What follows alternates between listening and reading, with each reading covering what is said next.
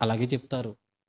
మేము వింటున్నట్టుగా వినాలి, నవ్వుతున్నట్టుగా నవ్వాలి, ఊకొడుతున్నట్టుగా ఊకొట్టాలి, మరలా వెళ్ళిపోయిన తర్వాత యథారాజ తథా ప్రజ అన్నట్టుగానే మన జీవితంలో ఉండాలి అన్న ఆలోచనతో వాక్యం వినే వ్యక్తివి అయితే నేను ఖచ్చితంగా చెప్తాను, నువ్వు ఎక్కడికి పోతావు తెలుసా?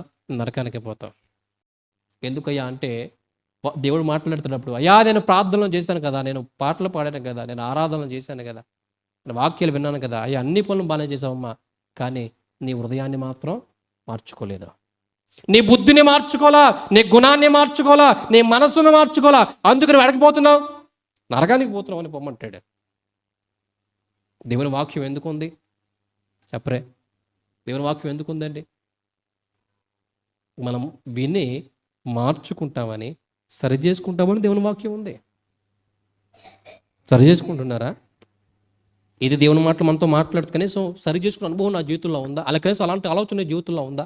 అలాంటి ఆలోచనతోనే వాక్యాన్ని వింటున్నావా? నేను వాక్యాన్ని వింటున్నాను కదా, ఎలా వినాలి? ఇదిగో దేవుడు నాతో ఏది మాట్లాడితే నేను దాన్ని ఏం చేయాలి? సరి చేసుకోవాలి. దేవుడు నాతో ఏది మాట్లాడితే నేను దాన్ని సరి చూసుకోవాలి, నేను నా మనసును మార్చుకోవాలి, నేను మారు మనసు పొందాలి ఆ విషయంలో అన్న ఆలోచనతోనే వాక్యాన్ని వింటున్నావా?